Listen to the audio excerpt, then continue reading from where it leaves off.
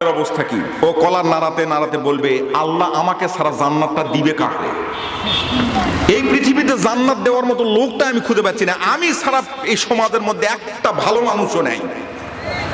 সবাই আমরা মনে করছি আমি ভালো, সবাই মনে করছি আমি ভালো, আমার চেয়ে ভালো আর পৃথিবীতে কেউ নাই। সবাই বলছি, কথা বলেন ঠিক কিনা?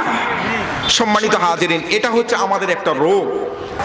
চারটি জিনিস সর্বসময় রহমত মনে করবেন। সুবহানাল্লাহ বলেন।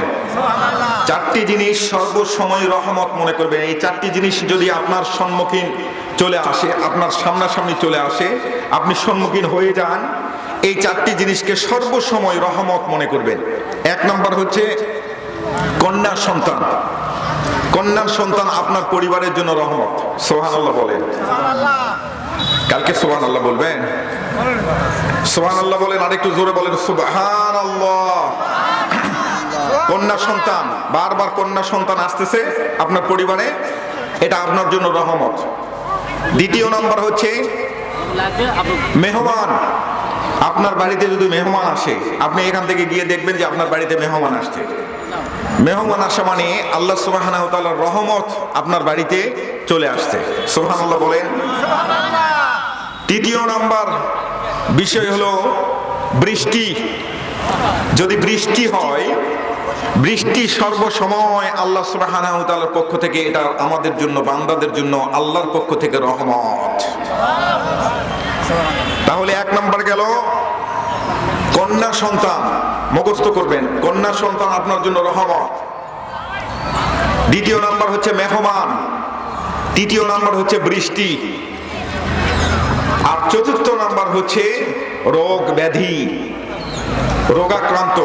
আপনি অসুস্থ বোধ করছেন, শারীরিক অসুস্থতা, এটা আপনার জন্য রহমত। সুবহানাল্লাহ বলবেন না? ফেরাউন নমরুদের কোনো অসুখ ছিল না, তারা জীবনে কোনোদিন তাদের সর্দি হয় নাই, কোনোদিন সর্দি হয় নাই। এই কারণেই তারা নিজেকে মনে করছিল যে আমাদের কার ভালো লাগতেছে না। প্রজাদেরকে ডাক দিয়ে বলতেছে আমাদেরকে ভালো লাগতেছে না। উজির, নাজির, সেনাপতি সবাইকে ডাক দিয়ে বলতেছে আমার ভালো লাগতেছে না, কারণ অসুখ হয় না, কোনোদিন অসুস্থ হয় নাই, সর্দি লাগে না। আমার এখন ইচ্ছা হয়েছে আল্লাহ খোদা হব। নাউজুবিল্লাহ বলেন। এই জন্য অসুস্থ যখন হবেন তখন আল্লাহ সুবহানাহু ওয়া তাআলাকে স্মরণ হয় বেশি। এই জন্য অসুস্থ থাকা অবস্থায় এটা মনে করবেন আল্লাহ সুবহানাহু ওয়া তাআলার রহমতের চাদরের মধ্যে আপনি বেষ্টিত। সুবহানাল্লাহ বলবেন। রহমত, এই চারটি জিনিস সর্বসময় রহমত। আল্লাহ রাসূল সাল্লাল্লাহু আলাইহি সাল্লামের দরবারে এক সাহাবী এসে বলছেন, ইয়া রাসূলুল্লাহ, ইয়া হাবিবাল্লাহ, ইস্তেগফার বেশি বেশি পড়ব না সুবহানাল্লাহ বেশি বেশি পড়ব? আল্লাহ রাসূল সাল্লাল্লাহু আলাইহি সাল্লাম বলছেন, তোমার সাবান দরকার আগে, এরপরে আতর শরীরের মধ্যে লাগাবে। সুবহানাল্লাহ বলবেন না? একজন সাহাবী এসে আল্লাহ রাসূলকে বলছেন যে ইস্তেগফার বেশি বেশি পড়ব না সুবহানাল্লাহ বেশি বেশি পড়ব, কোনটাতে বেশি লাভ? আল্লাহ রাসূল সাল্লাল্লাহু আলাইহি সাল্লাম বললেন যে ইস্তেগফার হচ্ছে সাবানের মতো। তোমার গায়ের মধ্যে, শরীরের মধ্যে যদি ময়লা লাগে তাহলে সাবান দিয়ে আগে গোসল করতে হবে, গোসল করে পরিষ্কার হতে হবে।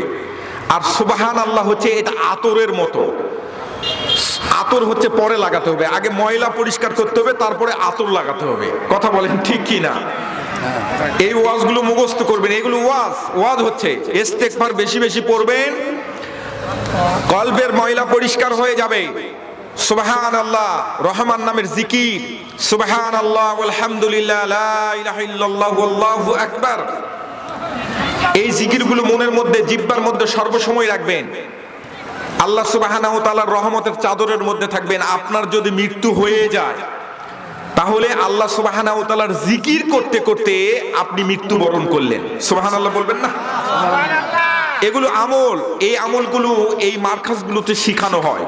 ছোট ছোট মাদ্রাসায় ছাত্র যখন যায় তখন এগুলো শিখানো হয়। আল্লাহ সুবহানাহু ওয়া তাআলা আমাদেরকে কবুল করুক, বলেন আমিন। আসেন সকলে মিলে একটু জজবা, ইশক এবং মোহাব্বতের আমেজ লাগায়া আকাশ বাতাস মুখরিত করে আবারও একবার পড়ে নেই আলহামদুলিল্লাহ। দরুদ ও তাসলিম সেই মহান মানব যিনি হাশিমি বংশের কাঙ্ক্ষিত প্রদীপ শামসুল হিদায়া জনাবে মুহাম্মদ রাসূল সকলে পড়ে নিয়ে সাল্লাল্লাহু আলাইহি ওয়াসাল্লাম। সম্মানিত হাজিরিন, ওয়াজ কিন্তু বুঝতে হবে, ওয়াজ বুঝাইতে হবে, ওয়াজ মানতে হবে, ওয়াজ মানাতে হবে। সমাজের মধ্যে ওয়াজ প্রতিষ্ঠিত করতে হবে। কথা বলেন ঠিক কিনা? শুধুমাত্র ওয়াজ শুনলেন আর চলে গেলেন এরকম নয়, পরিবারের মধ্যে ওয়াজ প্রতিষ্ঠিত করতে হবে। এক মহিলা জুতা কিনতে গেছে, জুতা কিনতে গিয়ে ও জুতার দোকানদার ওনাকে বলতেছে, মানে জুতাটা পায়ের মধ্যে ঢুকাই দিয়েছে, জুতা টাইট, প্রচন্ড টাইট। এখন আমি তো আপনাদের এলাকার সন্তান, নওগাঁ আমার বাড়ি, ধামরহাট আমার বাড়ি, আপনারাও এখানকার মানুষ, আপনারা কেউ আমার বাবাজি, কেউ ভাইজান এখানে বসে আছে। এখন দোকানদার বলতেছে, ক্রেতা বলতেছে যে জুতা খুব টাইট হচ্ছে, এটা জুতা নেওয়া যাবে না। তো দোকানদার বলতেছে 10-15 দিনের মধ্যে ঠিক হবে, নিয়ে যান। উনি জুতা নিয়ে গিয়ে 15 দিন উঠাই রাখছে, তুলে রাখছে, 15 দিন পর জুতা বের করছে। আচ্ছা, ঠিক হওয়ার সম্ভাবনা আছে? আপনারা কি বুঝতে পারছেন? দোকানদার যে ওয়াজটা করছে, এই ওয়াজটা কি উনি বুঝতে পারছে? ওই বুঝতে না পারার কারণে ওর এই সমস্যাটা হয়েছে। কথা বলেন ঠিক কিনা? সম্মানিত হাজিরিন, এই কারণে ওয়াজ কিন্তু বুঝতে হবে, যেটা ওয়াজ করব সেটা বুঝতে হবে। এক রাজা তার মন্ত্রী পরিষদের 2 জন মন্ত্রীকে, খুব চালাক সেনাপতি, এই 2 জন মন্ত্রীকে ওনাদেরকে বলছে যে তোমরা এই বনের মধ্যে চলে যাও, আলতাদিকে জঙ্গলের মধ্যে চলে যাও, ওখানে যায় 7 দিন তোমরা বিভিন্ন গাছের ফলমূল সংগ্রহ করবে, গাছের ফলমূল সংগ্রহ করবে, এটা আমার খুব প্রয়োজন। 7 দিনে তোমরা বস্তা ভর্তি করবে, যার যত ফলমূল বেশি থাকবে তাকে আমি বেশি পুরস্কৃত করব। কথা কিন্তু বোঝে।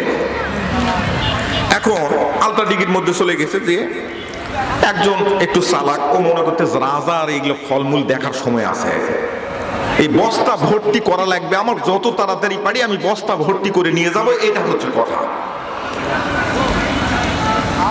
রাজার এগুলো দেখার তো সময় নাই, উনি শুধু দেখবে যে বস্তা ভরেছে কিনা, বস্তাটা ভরছে কিনা এটা দেখবে। উনি খুব দ্রুত, মানে কিছু গাছের ফল পেয়েছে, কিছু গাছের পচা ফল, কিছু মানে কুড়ে পেয়েছে, কায়দা বেকায়দা করে এরপরে শালের পাতা কিছু ঢুকাইছে, জঙ্গল টঙ্গল এগুলো ঢুকে বস্তা ভরে ফেলছে। আর যে একটু ভারী ভার্জন, যার একটু মাথার বুদ্ধি শুদ্ধি ভালো, ও চিন্তা ভাবনা করতেছে যে রাজা যেহেতু বলছে, রাজার কমান্ডটা মানা আমার জন্য ইবাদত। কথা বলেন ঠিক কিনা? রাজার কমান্ডটা মানা আমার জন্য ইবাদত। আমি যেহেতু ওনার চাকরি করি, আমার ওজনে কম দেওয়া যাবে না। উনি মোটামুটি ভালো ভালো খাবার কিছু সংগ্রহ করছে, ফলমূল বিভিন্নভাবে এগুলো সংগ্রহ করছে, করে 2 জনেই বস্তা নিয়ে রাজার দরবারে, রাজদরবারে হাজির। এসে রাজদরবারে যখন বলতেছে যাবো না, আমরা উপস্থিত। 2 জনের বস্তা একবারে ট্যাপ অবস্থা, মুখ বাধাই করা, কোনো সমস্যা নেই। রাজা মশাই তখন বলতেছে, যাই হোক, আমার তো সময় নাই, আমি এগুলো দেখার সময় নাই, যে তোমরা 2 জন, অন্য সেনাপতিকে অর্ডার দিয়েছে যে এই 2 জনকে 2টা জেলখানার মধ্যে ঢুকে রাখো, বস্তা সহকারে 2 জেলখানার মধ্যে ঢুকে রাখো। এই 2 জেলখানার মধ্যে ওরা 15 দিন থাকবে। বস্তার মধ্যে যে খাবার আছে, এই খাবার তারা খাবে, 15 দিন ওখানে অবস্থান করবে, বাইরে থেকে কোনো খাবার সাপ্লাই যাবে না। যে চালাকি করলো রাজার সঙ্গে, আপনারা বলেন তো, তার বিপদ না মহা বিপদ? তার কিন্তু মহা বিপদ, কঠিন বিপদ। শুধু বিপদ নয়, পৃথিবীর জমিনে এরকমও কিন্তু আমাদের মধ্যে চালাক মানুষ আছে। আল্লাহ সুবহানাহু ওয়া তাআলা অল্প সময়ের জন্য আমাদেরকে এখানে কিছু কুড়ানোর জন্য, ফলমূল কিছু কুড়ানোর জন্য পাঠিয়ে দিয়েছে, আবাদ করার জন্য পাঠিয়ে দিয়েছে। কিন্তু আমরা এখান থেকে কেউ চালাকি করে খুব দ্রুত নিজের প্যাকেটটা ভর্তি করে ওয়াজ মাহফিলে মাঝে মধ্যে বসতেছি, ওয়াজ মাহফিলে শুনছি, এরপরে মসজিদে যাচ্ছি, জুমার নামাজ আদায় করছি। কেউ কেউ খুতবার পরে যায়, খুতবার আগে যাবে না, খুতবার পরে যাবে, এরকম মুসল্লিও আছে। শুধুমাত্র ফরজ নামাজে তাকবিরুল্লাহ ধরার জন্য, ওই যে শুনছে যে তাকবিরুল্লাহ ধরা অনেক সওয়াব, এই তাকবীরুল্লাহ ধরে সে চলে আসবে, নামাজ পড়ে সালাম ফিরার পর ওকে আর পাবেন না। আমাদের এলাকার মধ্যে এই রোগটা আছে না নাই? সুন্নতের ধার ধারে না, নবীর ধার ধারে না। এ আবার মোটামুটি ওয়াজ মাহফিলে এসে পাঞ্জাবি টুপি, এরপরে নির্বাচনের সময় টুপি, তারপরে রুমাল ঘাড়ের মধ্যে দিয়ে, এরপরে বিকালে চার স্টলে হাঁটাহাঁটি করবে, ফতেপুর বাজারে এসে সন্ধ্যা থেকে চা খাবে 27 কাপ চা। কয় কাপ? 27 কাপ। নির্বাচন, এই স্টলে একটা, এই মার্কার একটা, ওই মার্কার একটা, ওই মার্কার একটা, ওই মার্কার একটা, ডিম খাবে, রাত্রে কিচ্ছু খাবে না। 27 কাপ চা খেয়ে বাড়িতে যখন যাওয়ার সময় যদি কোনো কারণে উষ্টা খায়ে পড়ে যায়, রক্ত বাড়াবে না, চা বাড়াবে। 27 কাপ চা খাইছে, নির্বাচনের চা। আবার ওকে যদি বলে তোর অবস্থা কি, আমলের অবস্থা কি, ও কলার নাড়াতে নাড়াতে বলবে আল্লাহ আমাকে সারা জান্নাতটা দিবে কাকে?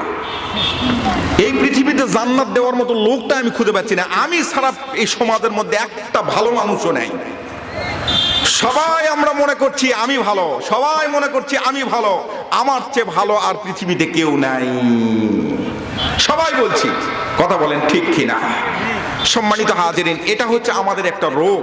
সম্মানিত হাজিরিন, তাহলে পৃথিবীতে আমরা এসেছি আল্লাহ সুবহানাহু ওয়া তাআলার গোলামি করার জন্য। কথা বলেন ঠিক কিনা?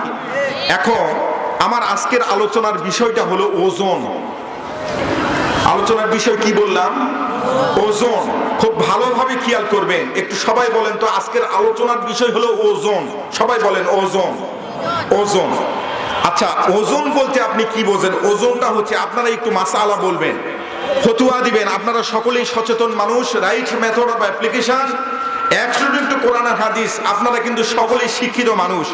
আপনারা বলেন তো, কেউ যদি রমজান মাসে রোজা রাখে অথবা নফল রোজা রাখে, কিন্তু একটা মানুষকে ওজনে কম দিচ্ছে, ওজনে ঠকাইছে, আপনারা বলেন তো রোজা হবে?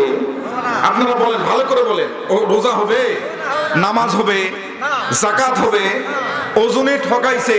ও হজ করছে, বছরে 2 বার হজ করে, উমরা হজ, আবার 2-3 বার হজ করছে, মূল হজ করছে, বড় হজ করছে। আপনারা বলেন তো, ওজনে কম দেওয়ার অভ্যাসটা যদি ওর থেকেই যায়, ওর হজ কি হয়েছে? হজ হয় না। এক লোক পুকুরে মাছ মারতেছে,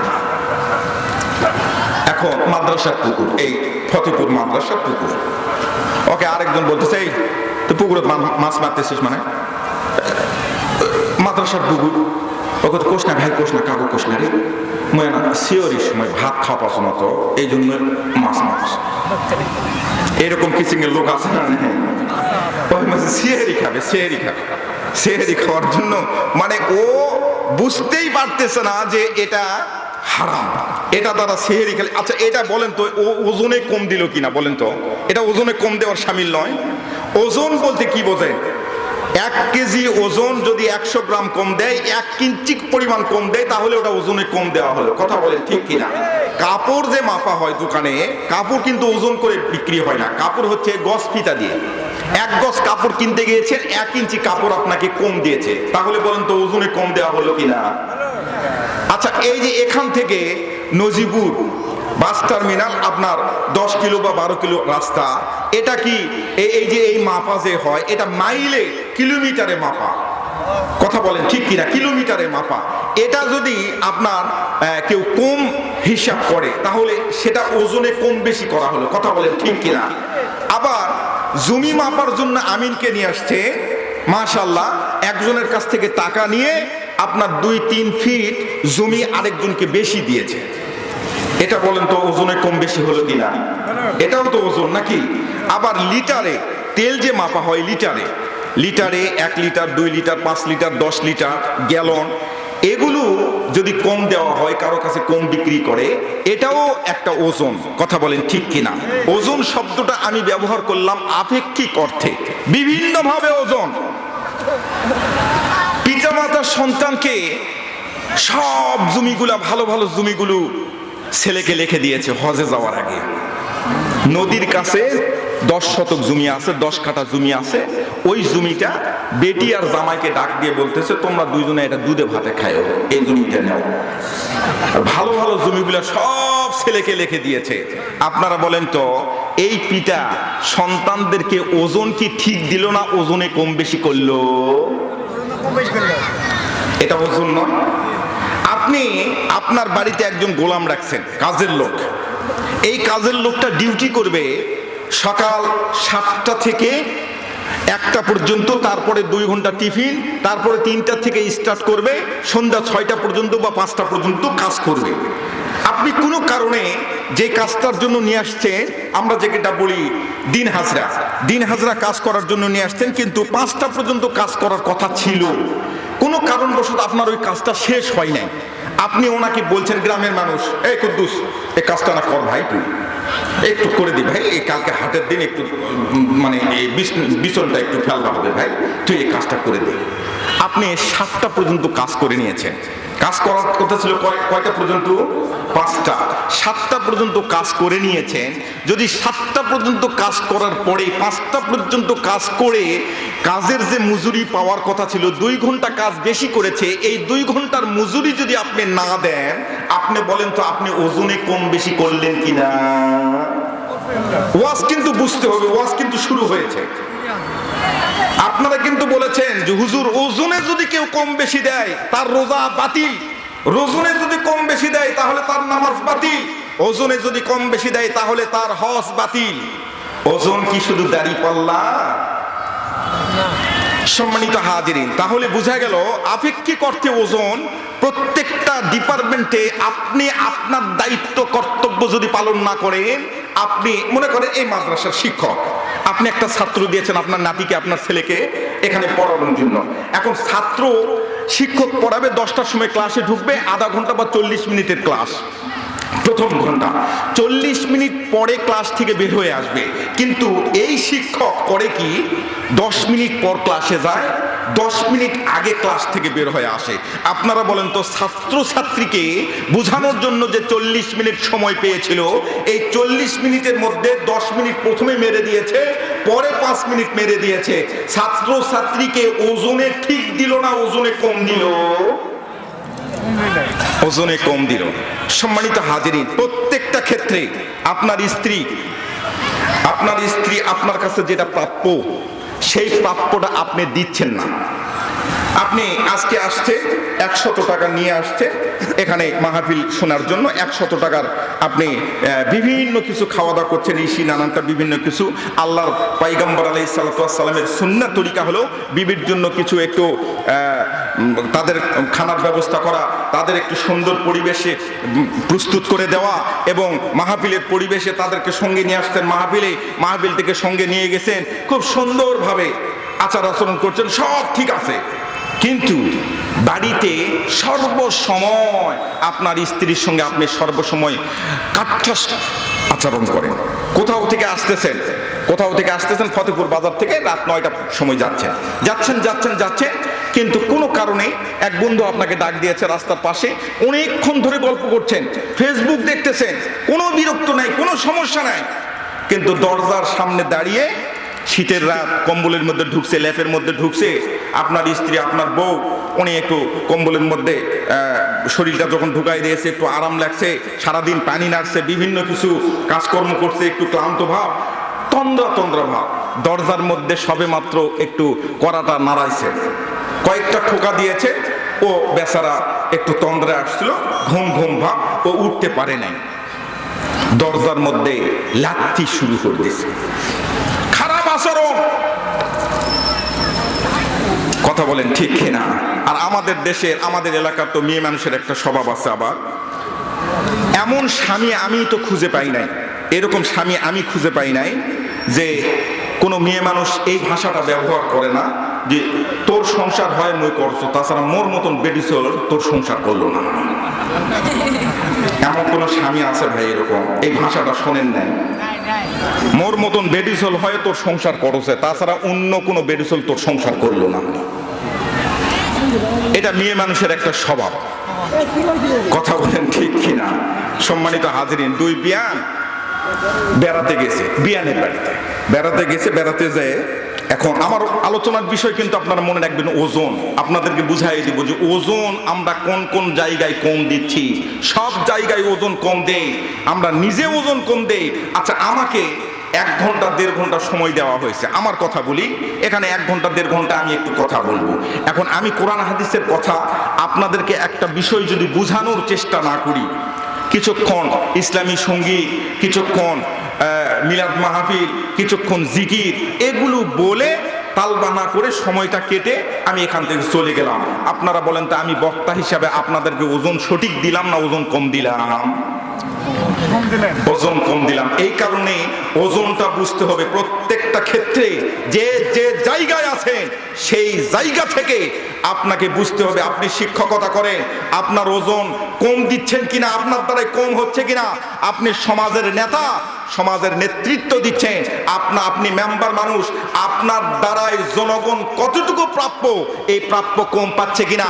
আপনি দেশের প্রধানমন্ত্রী, আপনি মন্ত্রী, আপনি এই দেশের রাজা, সব জায়গায় প্রত্যেকটা ডিপার্টমেন্টে সেই জায়গা থেকে ভাবতে হবে আমার দ্বারাই ওজন কমে যাচ্ছে নাকি, ওজন কম হচ্ছে নাকি, আরেকজনকে আমি ঠকাচ্ছি নাকি। এটা হচ্ছে ভাবনার বিষয়, এটাই হচ্ছে আজকের আলোচনার বিষয়। আল্লাহ রাব্বুল আলামিন কবুল করে বলেন আমিন। সকলে একটু জোরে বলেন আল্লাহুম্মা আমিন। মুসলমান ভাইরা রে আমার, তাহলে বুঝতে হবে, বুঝাইতে হবে, প্রত্যেকটা ডিপার্টমেন্ট নিয়ে আমাদেরকে ভাবতে হবে। ভাবনার বিষয়। শুধুমাত্র তেলের মধ্যে ওজন কম দেওয়া এটা ওজন কম নয়। চাল বিক্রি করছে, চালের মধ্যে ওজন কম দেওয়া এটাই ওজন কম নয়। আর পেঁয়াজের কথা তো বলাই হবে না। 1 কেজি পেঁয়াজ কিনতে গেলে আল্লাহর হস্তে 300 টাকা প্রায়। ওজন যদি 100 গ্রাম কম দেয় তাহলে মনে হয় গুনাহ হবে না, দাম বেশি। 200 টাকা পার। 300 টাকা বললাম, 300 টাকা হয়তো নয়, তবে 200 টাকা পার। মুসলমান ভাইরা রে আমার, আদম পয়গম্বর থেকে আজ পর্যন্ত ইতিহাস অধ্যয়ন করলে দেখাইতে পারবেন না মুসলমান সংখ্যাগরিষ্ঠতার কারণে অথবা মুসলমান অস্ত্রের ঝনঝনানিতে, অস্ত্রের মহড়াতে কোনোদিন বিজয় অর্জন করেছে, দেখাইতে পারবেন না। বরং এই পৃথিবীর মুসলমান সংখ্যাগরিষ্ঠতার কারণে নয়, অস্ত্রের ঝনঝনানিতে নয়, অস্ত্রের মহড়াতে নয়, মুসলমানদের জয় পরাজয় আল্লাহ রাব্বুল আলামিনের হুকুম আর পয়গম্বরের সুন্নাত তরিকা মানার ভিতরে। আল্লাহু আকবার বলে। আল্লাহ রাব্বুল আলামিনের কুদরতি পায়ের উপর সেজদা আর পয়গম্বর আলাইহিস সালাতু ওয়াস সালামের সুন্নাত তরিকা মানার ভিতরেই আমাদের কামিয়াবি। এখানেই ওজন কম বেশি করার কোনো কায়দা নেই। যদি পয়গম্বরের সুন্নাত তরিকার মধ্যে থাকে আর আল্লাহ রাব্বুল আলামিনের হুকুমের মধ্যে থাকে, তাহলে আপনার দ্বারাই ওজন কখনো কম দেওয়ার কোনো কায়দা নাই। কিন্তু আমরা আল্লাহ সুবহানাহু ওয়া তাআলার হুকুম আর পয়গম্বরের সুন্নাত তরিকা থেকে অনেক দূরে। 2-1টা সুন্নাত আমরা আমল করি। মাথায় টুপি দেওয়া, মসজিদ থেকে বাম পা দিয়ে বের হওয়া, ডান পা দিয়ে ঢোকা, এই যে 2-1টা 4টা সুন্নাত আমরা পালন করি, কিন্তু হাজার হাজার সুন্নাহ আমাদের জানার বাহিরে। চাল কম দেওয়া যাবে না, ডাল কম দেওয়া যাবে না, এরপরে মিষ্টির দোকানে মিষ্টি কম দেওয়া যাবে না, দাড়ি পাল্লা যারা ওজন দিচ্ছে তারা কম দিতে পারবে না। এটা শুধুমাত্র আমরা জানি ওজন কম দেওয়া, ওজন কম দেওয়া। কিন্তু জিনা জানা,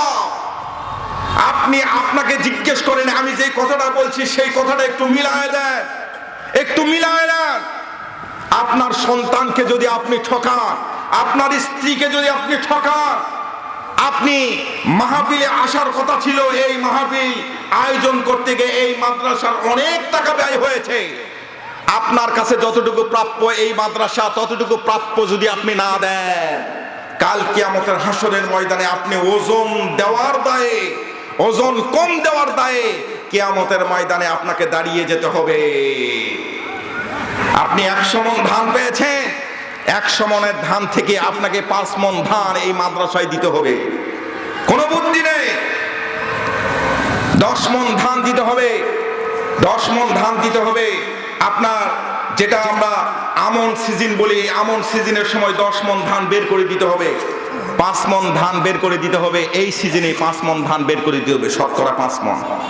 এটা হচ্ছে এই মাদ্রাসার প্রাপ্য। আপনি যদি না দেন, আপনি 100 মণ ধানই বিক্রি করেছেন, যদি 100 মণ ধান বিক্রি করেন আপনার কিন্তু 5 মণ নয়, আপনি মালিক নয় 5 মণ, যেটাকে আমাদের ইসলামী ভাষায় শরীয়তের ভাষায় ওসর বলা হচ্ছে। ওসর, সুবহানাল্লাহ বলবেন না? এই ওসরের ধান, ওসরের ফসল, ওসরের ফল, এটা যদি আপনি না দেন, আপনারা বলেন তো, আমি কিন্তু প্রথমেই জিজ্ঞেস করেছি, আপনি যদি না দেন আপনি ওজনে ঠকালেন কিনা? 8টা খাত আছে শুধুমাত্র মাদ্রাসা, আজকে মাহফিল মাদ্রাসায় দিবেন এটাই শুধু বলছি না, 8টা খাত আছে। এই 8টা খাতে আপনাকে এই ফসলের অংশটা আপনি ব্যবহার করতে পারবেন। 2টা জায়গায় আপনি দিতে পারবেন না, 2টা জায়গায় দেওয়া নিষেধ, শরীয়তে নিষেধ, কোনোভাবেই দিতে পারবেন না। যত গরিব হোক না কেন এই 2 জায়গায় দিতে পারবেন না। 1 নাম্বার হচ্ছে বাইতুল্লাহ ঘর, মসজিদে, মসজিদে আপনি ওসরের ফসল, ওসরের ধান আপনি দিতে পারবেন না। 2 নাম্বার হচ্ছে আপনার পিতামাতা, আপনার পিতামাতা আপনার কাছে ধনী, সুবহানাল্লাহ বলবেন না? পিতামাতা আপনার কাছে ধনী, পিতামাতার ক্ষেত্রে ওসরের ফসল, ওসরের টাকা, ওসরের ধান পিতামাতার কাজে ব্যয় করতে পারবেন না। অসুস্থ হোক, যেই হোক, ওনার কাজে ব্যবহার করতে পারবেন না। ধরেন আপনি 100 মণ ধান পেয়েছেন, মনে করেন এক্সাম্পল দেখছে 20 মণ হলে আপনাকে 1 মণ দিতে হবে, 20 মণে 1 মণ। আচ্ছা, 100 মণ পেয়েছেন, 100 মণে 5 মণ এই মসজিদে এবং পিতামাতার কাজে ব্যয় করতে পারবেন না। ভালো করে বোঝেন, মাসআলাটা ভালো করে বোঝেন। এই 5 মণ 8টা খাতে ব্যয় করতে পারবেন। তার মধ্যে 1 নাম্বার খাত হলো, উত্তম খাত হলো এরকম মাদ্রাসা, সুবহানাল্লাহ বলেন, যেখানে লিল্লাহ বোর্ডিং আছে। আর এই 95 মণ যে ধান আছে আপনার, এই 95 মণ ধানে এই ফসলটা আপনি যে কোনো কাজে ব্যয় করেন, যখন এই 95 মণ ধানের অংশের মধ্যে আপনার পিতামাতার হক আছে, ওই 5 মণের মধ্যে পিতামাতার হক নাই। সুবহানাল্লাহ বলবেন না? 2 ভাই পিতামাতাকে নিয়ে ভাগাভাগি করি, আমরা পিতামাতাকে নিয়ে আমরা ভাগাভাগি করি। আমি স্পষ্ট কথায় আপনাদের খেদমতে বলে দেই, পিতামাতাকে নিয়ে কোনোদিন কোনো সময় ঠেলাঠেলি করবেন না। পিতামাতাকে নিয়ে ঠেলাঠেলি করবেন, স্বয়ং রব্বে কারীম বলছে তোমরা জান্নাতটাকে ঠেলে দিচ্ছ, জান্নাতটাকে ধাক্কা মারে ঠেলে ফেলাই দিয়েছ। পিতামাতাকে নিয়ে ঠেলাঠেলি করবেন না। আমি আপনাদেরকে শিখাই দেই, পিতামাতাকে নিয়ে টানাটানি করবেন। ঠেলাঠেলি করা নিষেধ, কিন্তু টানাটানি করা জায়েজ আছে। সুবহানাল্লাহ বলবেন না? আরেকটু জোরে বলেন সুবহানাল্লাহ। পিতামাতাকে নিয়ে টানাটানি করবেন। এক ভাই আরেক ভাইকে বলবে তোর ওখানে থাকবে না, আজ থেকে আমার পিতা, আমার মাতা আমার বাড়িতে থাকবে। তোর 2টা মেয়ে, 2টা মেয়েকে বিবাহ দেওয়ার জন্য অনেক টাকা পয়সার দরকার, তুই ছোট্ট একটা দোকান করিস, তুই ব্যবসা করে খা, আমার আব্বা আম্মা আমার বাড়িতে থাকবে। টানাটানি করেন, টেনে নিয়ে আপনার বাড়িতে আসেন। আপনি পিতামাতাকে টেনে নিয়ে আপনার বাড়িতে আসলেন, মনে করলেন যে আপনি জান্নাত নিয়ে আপনার বাড়িতে আসলেন। সুবহানাল্লাহ বলবেন না? মুসলমান ভাইরা রে আমার, খুব খেয়াল করে শুনবেন। আল্লাহর পয়গম্বর আলাইহিস সালাতু ওয়াস সালাম এই পৃথিবীর জমিনে আসছিলেন শুধুমাত্র মসজিদ ঝকঝক তকতক করার জন্য নয়, মসজিদ টাইস করার জন্য নয়, মাদ্রাসা টাইস করার জন্য নয়, এই সমাজটাকে টাইস করার জন্য এসেছে, সমাজটাকে পরিবর্তন করে দেওয়ার জন্য এসেছে। যারা প্রত্যেকটা ডিপার্টমেন্টে ওজন কম দিচ্ছিল, নিজের সন্তানকে জীবন্ত কবর দিচ্ছিল, তার মানে ওজনে কম দিচ্ছিল। নিজের সন্তানকে জীবন্ত কবর দিচ্ছিল, নিজের স্ত্রীকে আরেকজনের হাতে উঠাই দিচ্ছিল টাকার বিনিময়ে। অন্ধকার রাতের মধ্যে নয়, দিনের আলোর মধ্যে বাইতুল্লাহ ঘরকে সামনে রেখে, বাইতুল্লাহ ঘর কাবা ঘরকে সামনে রেখে নিজের পোশাকগুলা একটা একটা করে খুলে রাখতো। এই পোশাকগুলা খুলে রেখে রেখে আস্তে করে ন্যাংটা অবস্থায় কাবা ঘরের সামনে গিয়ে তারা তোয়াফ করতো। বলেন নাউজুবিল্লাহ। এমন একটা জাহিলিয়াতের অন্ধকারাচ্ছন্ন পরিবেশ যখন শুরু হয়ে গেল, তখন আমার আল্লাহ রাব্বুল আলামিন পয়গম্বর আলাইহিস সালাতু ওয়াস সালামকে এই সমাজটাকে টাইস করার জন্য, খুব চিকন করে বুঝবেন, ওজন পরিবর্তন করে দেওয়ার জন্য, মানুষকে ওজন বোঝানোর জন্য, ও পৃথিবীর মানুষেরা তোমরা যে যে জায়গায় আছো, যে যে দায়িত্বে আছো, এই জায়গা থেকে তোমাদের ওজনগুলা তোমরা বুঝে নিবে। ওজন যদি কম বেশি করো, কাল কিয়ামতের হাসরের ময়দানে তোমার নামাজ, তোমার হজ, তোমার রোজা, তোমার যাকাত, তোমার কালিমা, তোমার তোমার মাদ্রাসা করা, তোমার মসজিদ তৈরি করা, এগুলো জাহান্নামের আগুন থেকে তোমাকে বাঁচাইতে পারবে না। কথা তো স্পষ্ট, আপনারাই ফতোয়া দেন। ওজন যদি কম বেশি হয়, আপনার নামাজ, আপনার যাকাত, আপনার হজ আপনাকে জাহান্নামের আগুন থেকে বাঁচাতে পারবে বাবা। মুসলমান ভাইরা রে আমার, আল্লাহর পয়গম্বর আলাইহিস সালাতু ওয়াস সালাম পৃথিবীর জমিনে যখন আসলেন, যখন সমাজটাকে পরিবর্তন করে দেওয়ার চেষ্টা শুরু করে দিলেন, হঠাৎ করে আল্লাহ রাব্বুল আলামিনের দরবার থেকে আল্লাহর পয়গম্বরের উপর যখন ওহী নাজিল হয়ে গেল, ইকরা বিসমি রাব্বিকাল্লাযী খলাক, পড়ো তোমার প্রভুর নামে যিনি তোমাকে সৃষ্টি করেছেন। অর্থাৎ প্রথম কথাটা বলতেছে তুমি পড়ো। যদি তুমি পড়ো তাহলে তুমি জানতে পারবে, তুমি শিখতে পারবে, তাহলে তোমার ওজন কমে দেওয়ার কোনো কায়দা নাই, মানুষকে তুমি কোনোদিন ঠকাবে না। আল্লাহ রাব্বুল আলামিনের পক্ষ থেকে জানালেন আলিফ লাম রা, কিতাবুন আনসালনাহু ইলাইকা লিতুখরিজান নাসা মিনাজ যুলুমাতি ইলান নূর। আল্লাহু আকবার বলেন। আল্লাহর পয়গম্বর আলাইহিস সালাতু ওয়াস সালামকে আল্লাহ রাব্বুল আলামিন জানালেন, ও পৃথিবীর সর্বশ্রেষ্ঠ পয়গম্বর, ও আমার হাবিব, তাম পৃথিবীর মানুষগুলাকে আপনি জানায়া দেন, আপনাকে আমি একটা ম্যাচের বাক্স দিলাম। ম্যাচের বাক্স, দেশলাইয়ের বাক্স, আগুনের বাক্স। ম্যাচের বাক্স মানে কি আগুনের বাক্স বলা যাবে না বাবা। ম্যাচের বাক্স কথা একটু বলতে হবে, কথা একটু বলতে হবে। আল্লাহ রাব্বুল আলামিন বললে তোমাকে একটা ম্যাচের বাক্স দিচ্ছি, আগুনের বাক্স, আলোর বাক্স দিচ্ছি। সুবহানাল্লাহ বলেন। ম্যাচের বাক্স আমি কেন বলি, আমি অনেক মাহফিলে এই কথাটা বলেছি। ফতেপুর বাজারে গিয়ে যদি 2 টাকা দামের একটা ম্যাচ কিনেন বাবা, আপনি এই ম্যাচটা কেনার পর ম্যাচের বাক্সর মধ্যে দেখবেন অনেকগুলো কাঠি আছে। কথা বলেন ঠিক কিনা? এই কাঠিগুলা, একটা কাঠি যদি কেউ বের করে, একটা কাঠি বের করে ঠাস করে এভাবে লাগাবেন, কাঠিটা ঝলঝল করে জ্বলে উঠবে। এই একটা কাঠি দ্বারাই আপনি বলেন তো পৃথিবীটা জ্বালিয়ে পুড়িয়ে ছারখার করে দেওয়া যাবে কিনা? পক্ষান্তরে মুসলমান, একটা ম্যাচের কাঠি যদি আপনি ব্যবহার করেন ভালো কাজে, এই ম্যাচের কাঠি দ্বারাই আপনি বলেন তো তাম পৃথিবীটা আলোয় আলোকিত করে দেওয়া যাবে কি না? একটা ম্যাচের কাঠি দ্বারাই পৃথিবীটা জ্বালিয়ে পুড়িয়ে ছারখার করে দেওয়া যাবে। আবার পক্ষান্তরে একটা ম্যাচের কাঠি দ্বারা পৃথিবীতে জ্বালিয়ে পুড়িয়ে ছারখার করে দেওয়া যাবে। তাহলে বোঝা গেল এখানে ব্যবহার জানতে হবে। কথা বলেন ঠিক কিনা? ব্যবহার যদি সঠিক কাজে করেন তাহলে একটা ম্যাচের কাঠি দ্বারা তাম পৃথিবীকে আলোয় আলোকিত করে দিতে পারবেন। আবার একটা ম্যাচের কাঠি দ্বারাই তাম পৃথিবীটা জ্বালিয়ে পুড়িয়ে ছারখার করে দিতে পারবেন।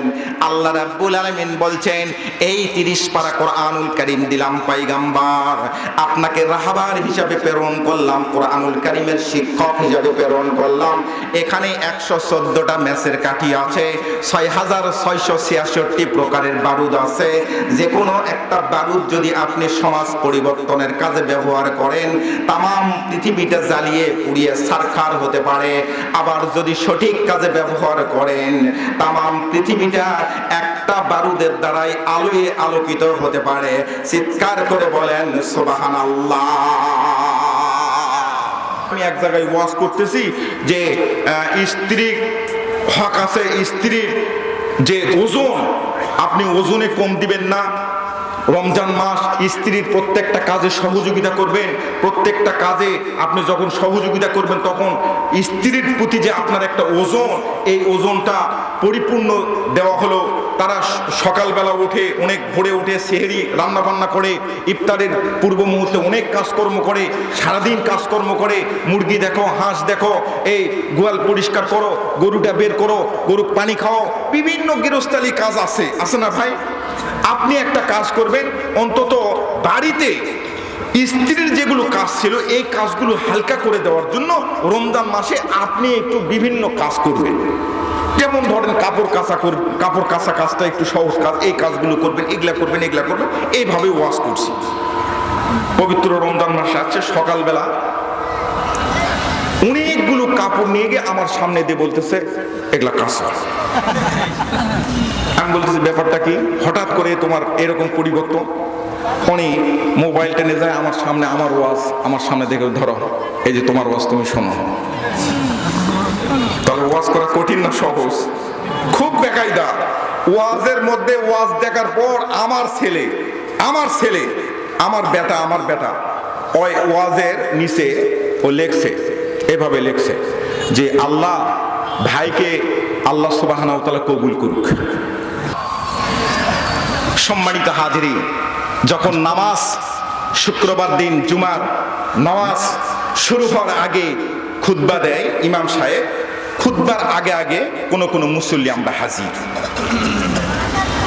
হয় খুতবার আগে অথবা তাকবীরুলার আগে, এরকম আছে না?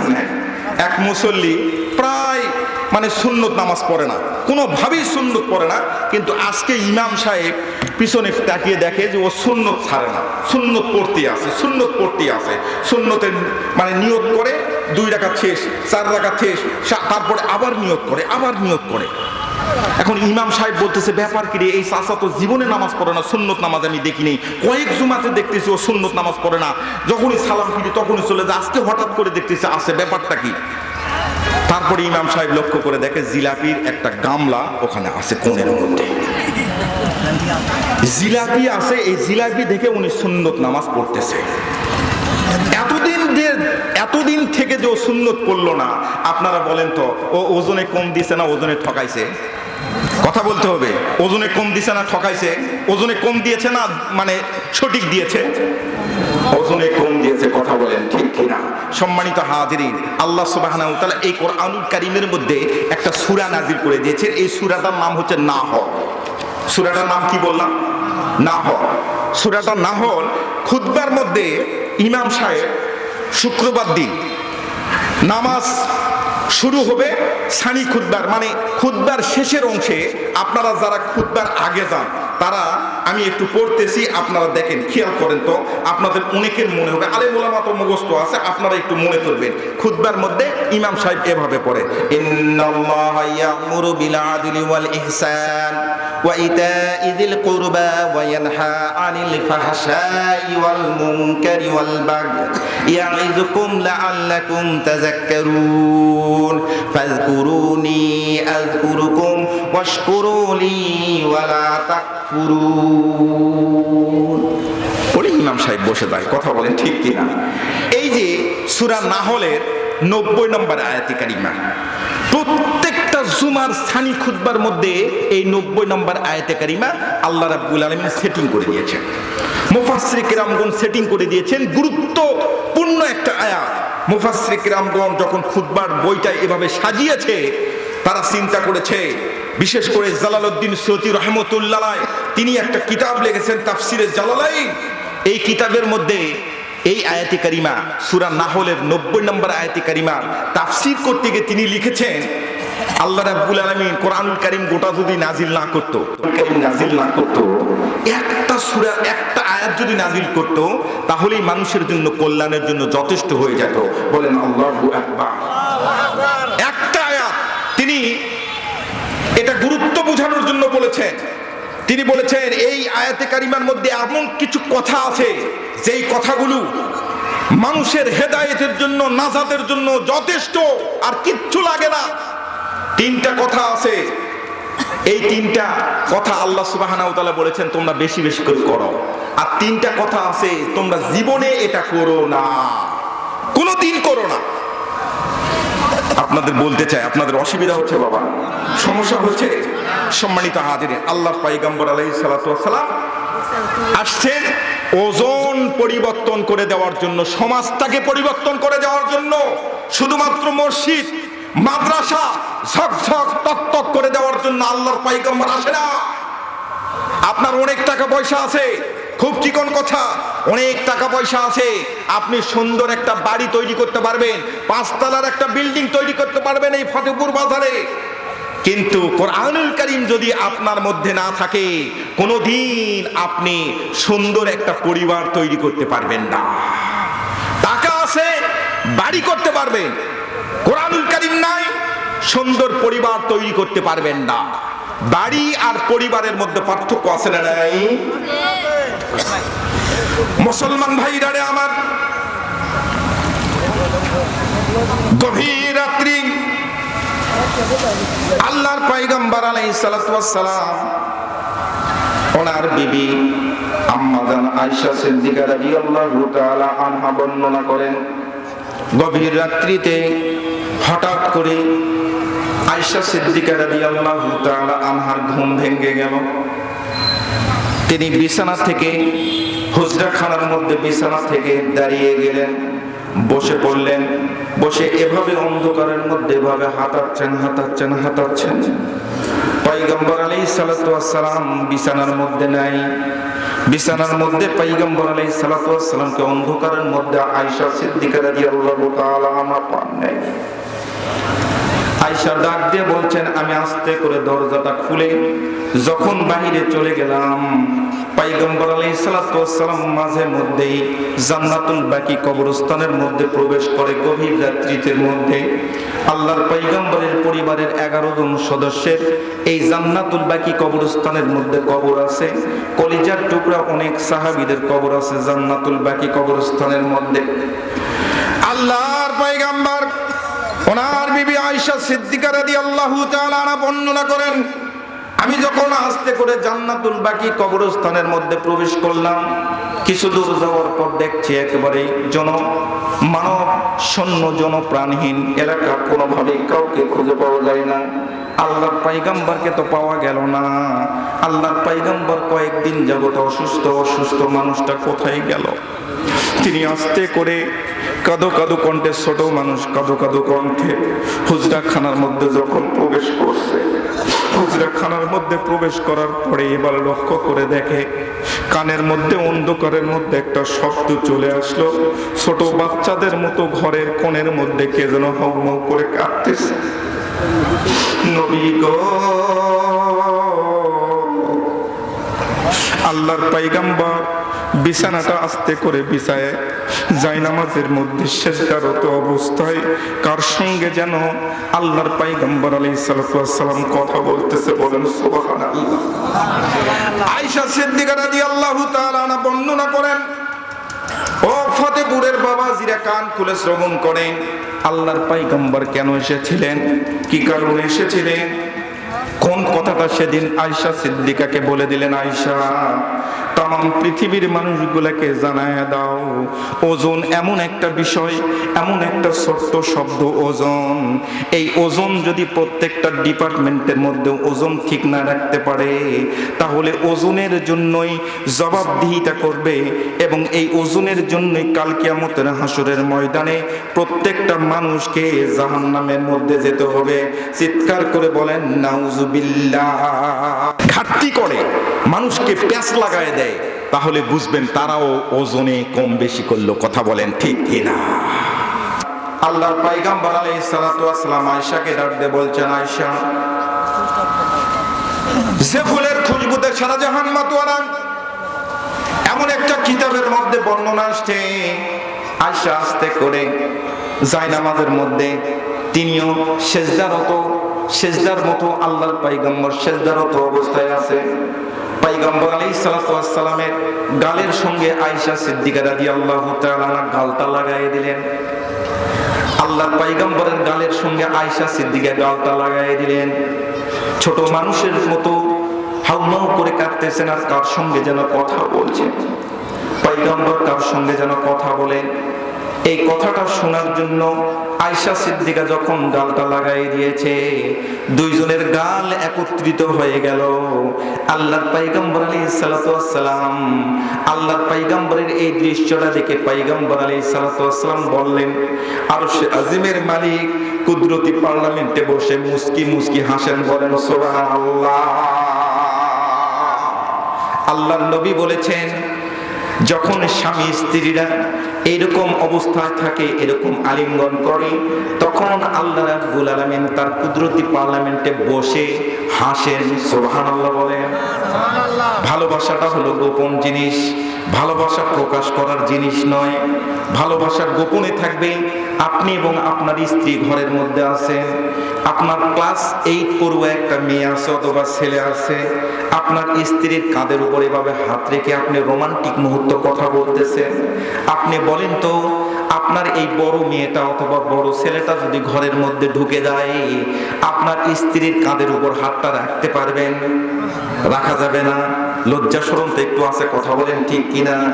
তাহলে বোঝা গেল ভালোবাসা গোপন জিনিস, ভালোবাসা প্রকাশ করার জিনিস নয়। আমাদের সমাজের মধ্যে ভালোবাসা প্রকাশ করে,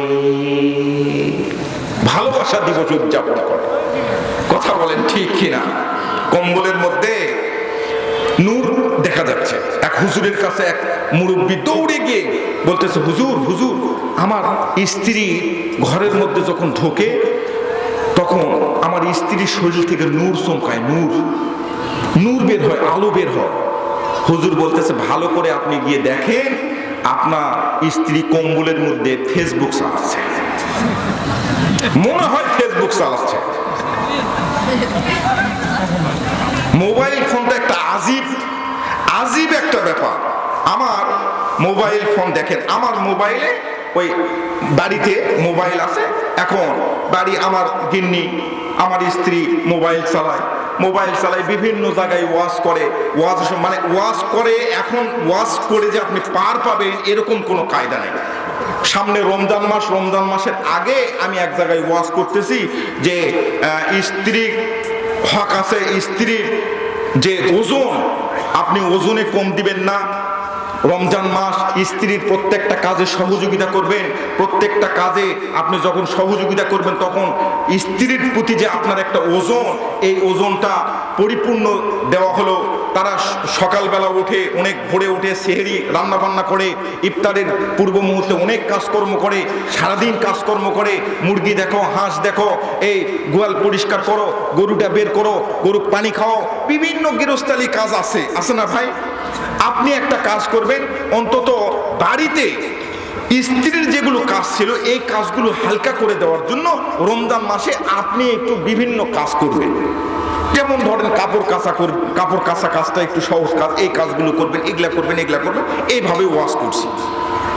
পবিত্র রমজান মাসে আছে, সকালবেলা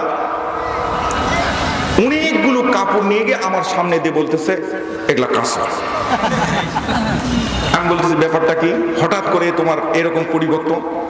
উনি মোবাইল টেনে যায় আমার সামনে, আমার ওয়াজ আমার সামনে দেখে, ধরো এই যে তোমার ওয়াজ, তুমি শোনো। তাহলে ওয়াজ করা কঠিন না সহজ? খুব বেকায়দা। ওয়াজের মধ্যে ওয়াজ দেখার পর আমার ছেলে আমার বেটা ওই ওয়াজের নিচে ও লেখছে, এভাবে লেখছে যে আল্লাহ ভাইকে আল্লাহ সুবহানাহু ওয়া তাআলা কবুল করুক।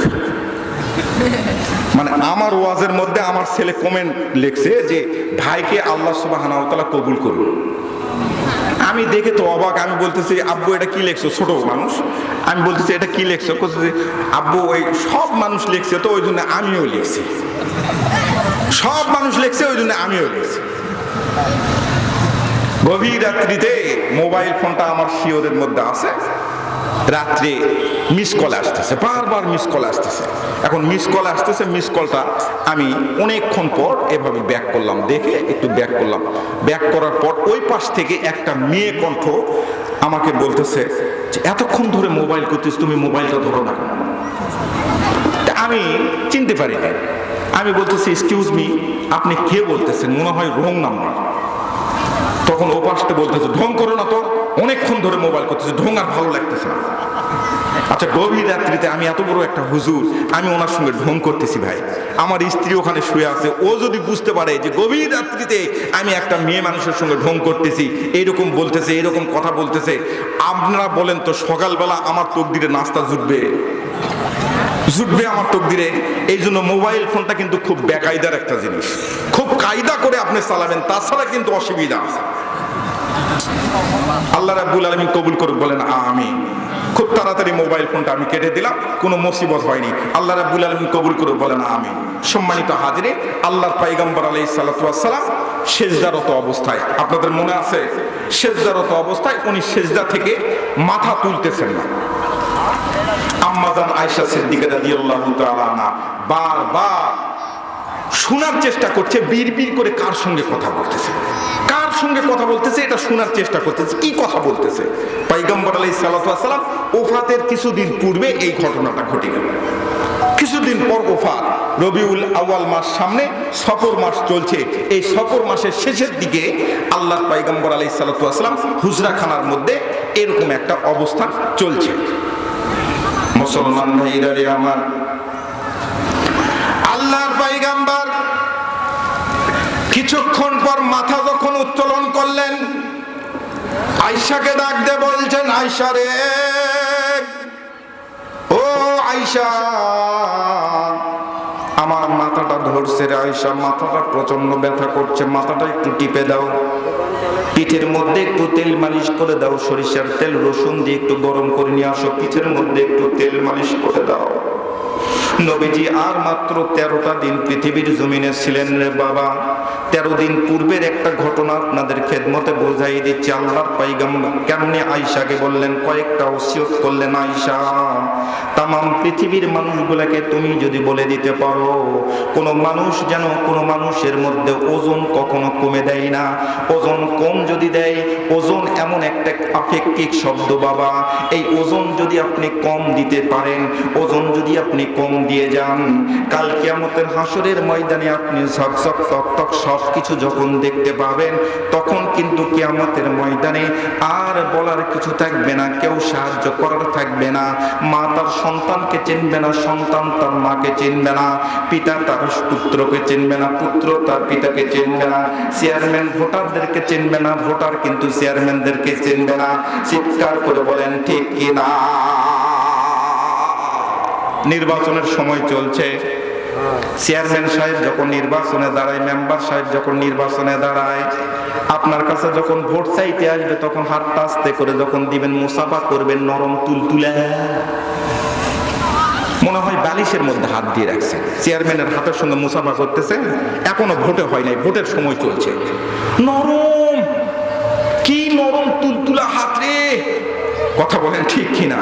ভোটের পর যখন চেয়ারম্যান সাহেব চেয়ারম্যান হয়ে যাবে, তখন দেখবেন এই হাত এত শক্ত হয়ে যায়, এই হাতেই ভোটারদের টুটি চিপে ধরে। কথা বলেন ঠিক কিনা? আমাদের এলাকার মধ্যে দেয়, কিন্তু অনেক এলাকার মধ্যে আছে। মুসলমান ভাইরা রে আমার, এখানে ওজন কম বেশি আছে, প্রসাব করার চালাকি করেন, আরেকজনের জমির কাজ দিয়ে যাচ্ছেন, লাল শাক আছে, প্রসাব করার চালাকি করে আস্তে করে বসছেন, লাল শাক কসমস কসমস করে কয়েকটা লাল শাক উঠায় পকেটের মধ্যে ঢুকে বাড়িতে নিয়ে যাচ্ছেন। আপনারা বলেন তো, এখানে ওজন কম হলো না বেশি হলো? ওজন কিন্তু কম দিলেন। মানুষকে ঠকানোর কারবারটা আমাদের সকলের মধ্যে আছে। আপনি চিন্তা করে দেখেন, আমি বলতেছি আমি পৃথিবীর জমিনের সবচেয়ে ভালো মানুষ, এই ফতেপুর এলাকার মধ্যে সবচেয়ে ভালো মানুষ, কিন্তু আপনি একটু আপনাকে জিজ্ঞেস করেন, আমি আজকে ওয়াজ করতেছি কার জন্য? আপনার জন্য ওয়াজ করতেছি, আপনার জন্য,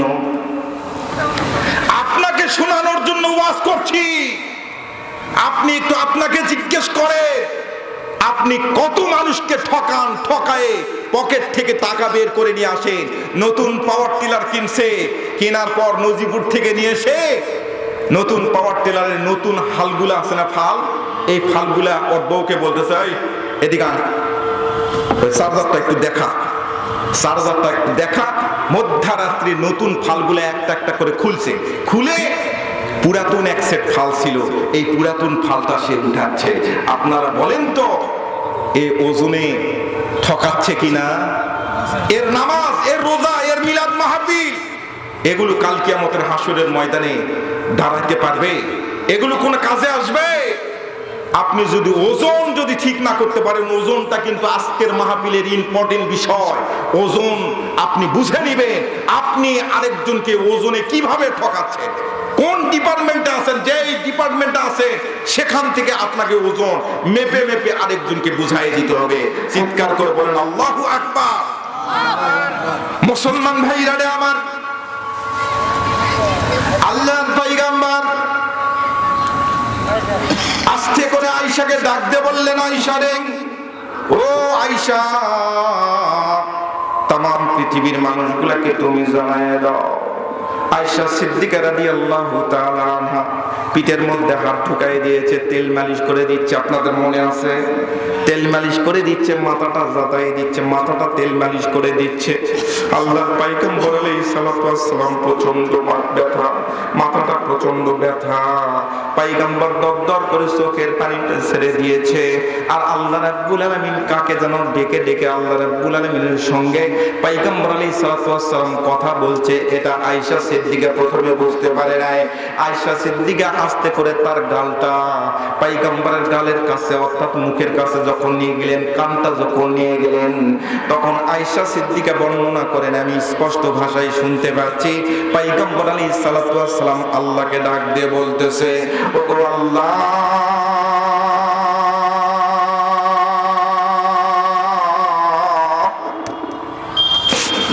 আমি তো চলেই যাব তোমার সঙ্গে দেখা করার জন্য। আমার মন বলছে আমি আর পৃথিবীতে বেশি দিন থাকবো না। আমার মন বলছে আমি আর পৃথিবীতে বেশি দিন থাকবো না। আল্লাহ, আমার উম্মতের জন্য শেষবারের মতো একটা বিষয় চাই, যেই বিষয়টা পুরস্কার হিসাবে আমার উম্মতের জন্য হয়ে যায়, এরকম একটা উপহার আমি চাই। আল্লাহ, তুমি তাড়াতাড়ি দিয়ে দাও। আল্লাহ রাব্বুল আলামিন ডাক দিয়ে বললেন, জিবরাইল, যা যা আমার পয়গম্বরের সামনে উপস্থিত হয়ে যা। আমার পয়গম্বর একটা আবদার করেছে, যা। আমার পয়গম্বর চেয়েছে একটা জিনিস, কিন্তু আমি আল্লাহ রাব্বুল আলামিন পয়গম্বরের জন্য দুইটা জিনিস দিয়ে দিলাম। একটা পয়গম্বর আলাইহিস সালাতু ওয়াস সালামের জন্য, নিজের জন্য, আর একটা হলো তার গুনাহগার উম্মতের জন্য। চিৎকার করে বলেন সুবহানাল্লাহ। আল্লাহ রাব্বুল আলামিনের পক্ষ থেকে জিবরাইল আমিন পয়গম্বরের সামনে উপস্থিত। পয়গম্বরের সামনে আসবেন, দরজার ওপাশে জিবরাইল দাঁড়ানো। আয়েশা সিদ্দিকা ঘরের মধ্যে আছে, এই কারণে জিবরাইল আসতে পারে না। জিবরাইল আমিন আসবে, অনুমতি চাইলেন, আসসালামু আলাইকা ইয়া রাসূলুল্লাহ, ইয়া হাবিবাল্লাহ, আপনি অনুমতি দিলে আপনার কাছে যাব। আল্লাহর পয়গম্বর আলকা করলেন, ইশারা করলেন, শাহাদাত আঙ্গুলে দ্বারা ইশারা করলেন। আয়েশাকে বললেন, আয়েশা রে, পাশের রুমে চলে যাও, জিবরাইল আমার জন্য উপস্থিত। জিবরাইল আমাকে কি যেন বলতে চায়। জিবরাইল আস্তে করে ঘরের মধ্যে প্রবেশ করলো। আল্লাহর পয়গম্বরকে ডাক দিয়ে বলতেছে, ইয়া রাসূলুল্লাহ, ইয়া হাবিবাল্লাহ, নবী গো, আল্লাহ রাব্বুল আলামিনের পক্ষ থেকে দুইটা সুসংবাদ আসছে। একটা হচ্ছে আপনার জন্য, আর একটা হলো আপনার উম্মতের জন্য। কোন সুসংবাদটা আপনি আগে নেবেন, আপনার উম্মতের জন্য না আপনার জন্য? আল্লাহর পয়গম্বর দরদর করে চোখের পানিটা ছেড়ে দিলেন, ডাক দিয়ে বললেন, জিবরাইল রে, ও জিবরাইল, আমি রহমাতুল লিল আলামিন, আমার জন্য কোনো সুসংবাদ দরকার নাই। আমার উম্মতের জন্য কি সুসংবাদ নিয়ে আসছে একটু জানায় দাও। আল্লাহ রাব্বুল আলামিনের পক্ষ থেকে এবার জানায় দিলেন, ও পয়গম্বর, আপনার উম্মতের জন্য সুসংবাদ হলো, আপনার উম্মত যখন মারা যাবে, মরার 1 বছর পূর্বে তাকে নোটিশ দিয়ে জানানো হবে 1 বছর পর তার মৃত্যু হবে। এই 1 বছরের মধ্যে সব পাপ মোচন করবে। আপনি কি এতে রাজি কিনা? আল্লাহর পয়গম্বর জানায় দিলেন, না জিবরাইল, না, কখনো এটা আমি রাজি নয়।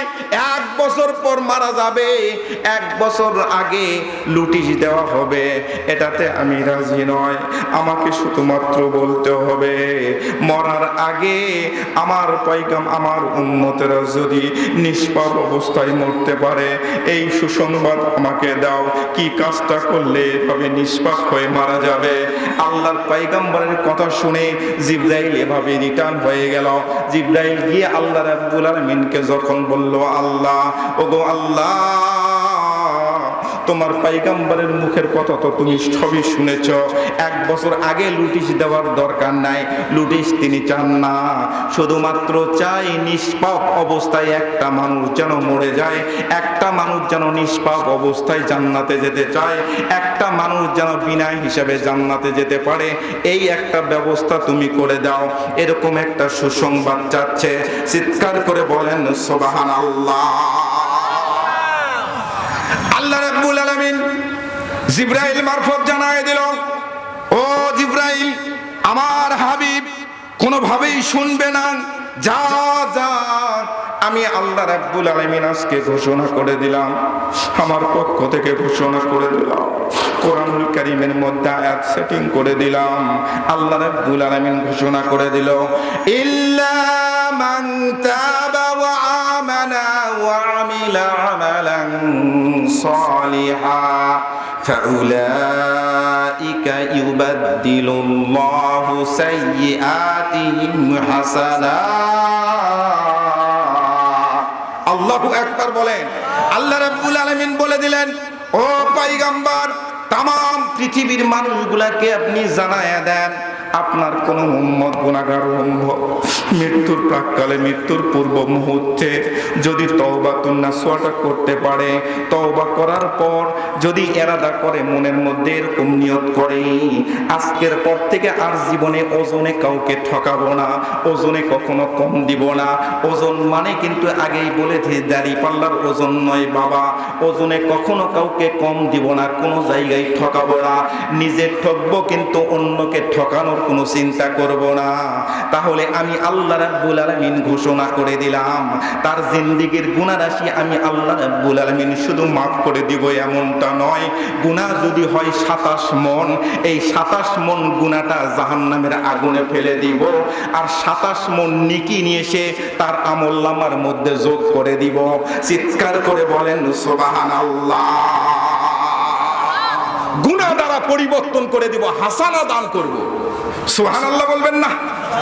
আল্লাহর নবী বললেন, ইন্নাল্লাহা ইয়াকবালু তাওবাতাল আবদি মা লাম ইউগরগির। আল্লাহর নবী বললেন, ও পৃথিবীর মানুষেরা, আয়েশা সিদ্দিকাকে ডাক দিয়ে বললেন, আয়েশা, তাম পৃথিবীর মানুষগুলোকে জানাতে দাও, ইন্নাল্লাহা ইয়াকবালু তাওবাতাল আবদি মা লাম ইউগরগির। গরগির শব্দের অর্থ গলার মধ্যে সরকার। যখন একটা মানুষ মৃত্যুর প্রাক্কাল চলে আসে, এই মৃত্যুর প্রাক্কালে ওর মুখের মধ্যে শরবত দিবেন, 1 চামচ শরবত দিবেন, গিলতে পারবে না। লক্ষ্য করে দেখেছেন? গিলতে পারবে না। এটাকে আল্লাহর নবী বলেছেন সরকার। এই অবস্থায় যদি কোনো মানুষ তওবাতুন নাসুহা করতে পারে, ও যদি মনে করে আর তো কয়েক সেকেন্ড বাঁচবো, কয়েক সেকেন্ড বাঁচবো, এমন মুহূর্তেও যদি তওবাতুন নাসুহাটা করতে পারে, আর জীবনে কোনোদিন ওজনে কম দেব না, কাউকে ঠকাবে না, আল্লাহর নবী বলেছেন এই মানুষটাকেও আল্লাহ রাব্বুল আলামিন বিনা হিসাবে জান্নাতে দিবে। চিৎকার করে বলেন সুবহানাল্লাহ। এরকম একটা ফয়সালা আমি দিয়ে দিলাম আজকে আমার উম্মতের জন্য। যাও সম্মানিত হাজিরিন, ফতেপুরবাসীরা, আপনাদের জন্য সুসংবাদ হলো, সুসংবাদটা হলো আপনি ওই অবস্থায় আসতে পারবেন, এর কোনো গ্যারান্টি আছে? গ্যারান্টি আছে? আপনি বিছানার মধ্যে পড়ে থাকবেন, আপনি প্রস্তুতি নিয়ে আছেন? জিনা জনা আল্লাহর পয়গম্বর মসজিদে নববীতে বসা, ছোট্ট একটা হাদিস মাথার মধ্যে ঢুকে গেল, একটু বলে দেই বাজান। আল্লাহর নবী বললেন, সাহাবীরা, তোমরা বলো দেখি মৃত্যুটা কত কাছের একটা বিষয়, কত কাছের বিষয় তোমরা একটু বলো দেখি। আল্লাহর পয়গম্বরের একজন সাহাবী পিছন দিক থেকে হাত উত্তোলন করলেন, লাব্বাইকা ইয়া সাদিক রাসূলুল্লাহ, মৃত্যু এত কাছের মনে হয় আমার কাছে, জোহরের নামাজটা পড়েছি, আসরের নামাজ পর্যন্ত পৌঁছতে পারবো কিনা তার কোনো গ্যারান্টি দিতে পারি না। আল্লাহর নবী বললেন, হ্যাভ ইওর সিট, ওখানেই তুমি বসে পড়ো, মৃত্যুকে তুমি এত দূর মনে করো। আল্লাহর পয়গম্বর চোখের মুখের মধ্যে, মুখমণ্ডলের মধ্যে একটু রাগান্বিত। পয়গম্বর আলাইহিস সালাতু ওয়াস সালাম কোনোদিন রাগ হন না। আল্লাহর পয়গম্বরের জবাবে একটু বিরক্ত বোধ করলেন। আল্লাহর পয়গম্বর বললেন, হ্যাভ ইওর সিট, তুমি ওখানে বসে পড়ো, তোমার উত্তর হয় নাই। মৃত্যুকে তুমি এত দূর মনে করো, জোহরের নামাজ পড়েছো আবার আসরের নামাজ পড়ার আশা করতেছে এরকম মনে করো। আল্লাহর নবী বলতেছে, কোন সাহাবী বলতে পারবে? এবার হাত তোলো। এবার পিছনের লাইন থেকে আরেকজন সাহাবী হাত উত্তোলন করে বললেন, লাব্বাইকা ইয়া সাদিক রাসূলুল্লাহ, আমি বলতে চাই। এই সাহাবী দাঁড়িয়ে বলতেছে, ইয়া রাসূলুল্লাহ, ইয়া হাবিবাল্লাহ, আমি জোহরের নামাজের মধ্যে দাঁড়িয়েছি, রুকু করেছি, সিজদা পর্যন্ত যেতে পারবো কিনা তার কোনো গ্যারান্টি আমি দিতে পারি না।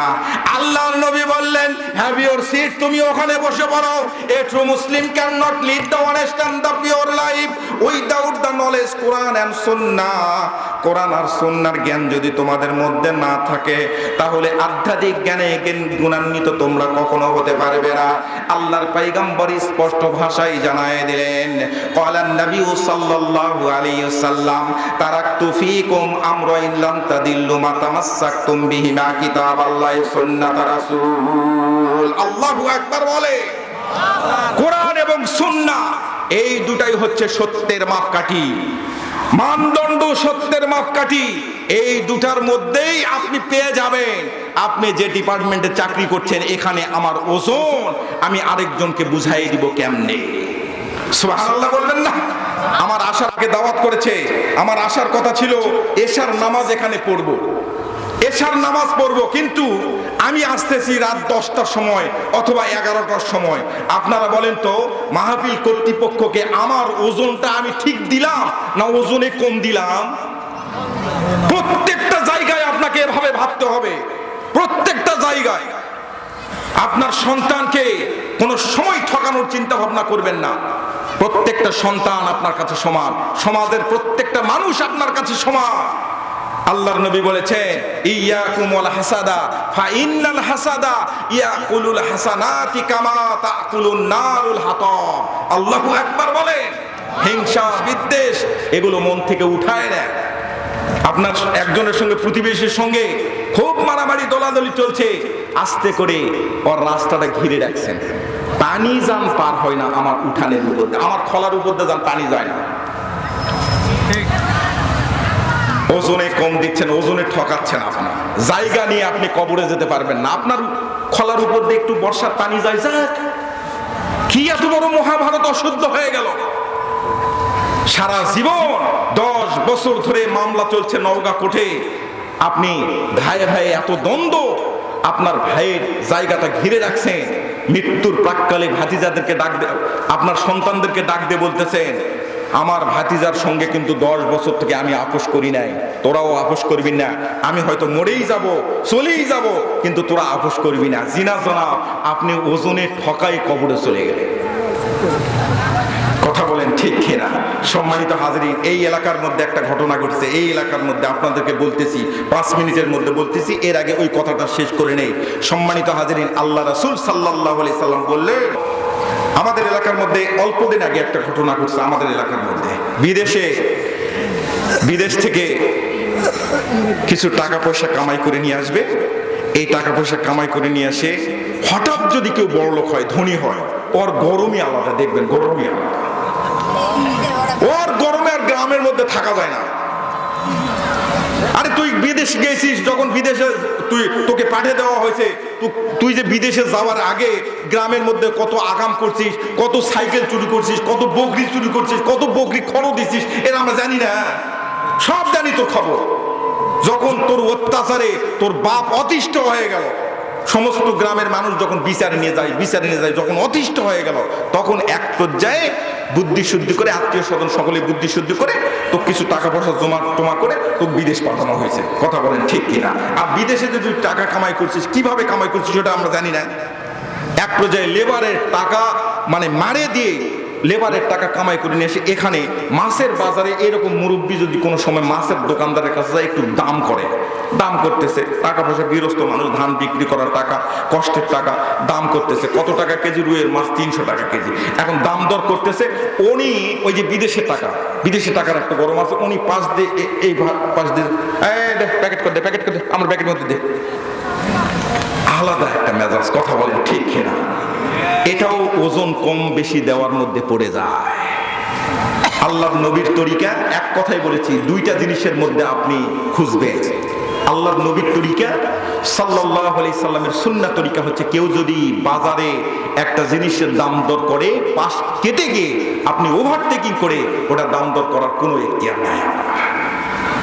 সম্মানিত হাজিরিন, আমাদের এলাকার মধ্যে, আমার বাড়ি এই মণিপুরি বলে অনেকেই চেনে, আমার এলাকার মধ্যে একটা ঘটনা ঘটছে, বলে দেয় আপনাদেরকে। চার বেটা, একজনের ওর শক্তি আলাদা, 4 সন্তানের শক্তি আলাদা, আর ওর ভাইয়ের 3 মেয়ে। এই জন্য ওর শক্তি নেয়, ওর সামর্থ্য নেয়, ও একটু মন মরা হয়ে ঘোরে, মানে কারোর কাছে কি তেমন কোনো শক্তি দেখাতে পারে না। আর এই 4 বেটার মধ্যে 2 বেটা বিদেশ থাকে।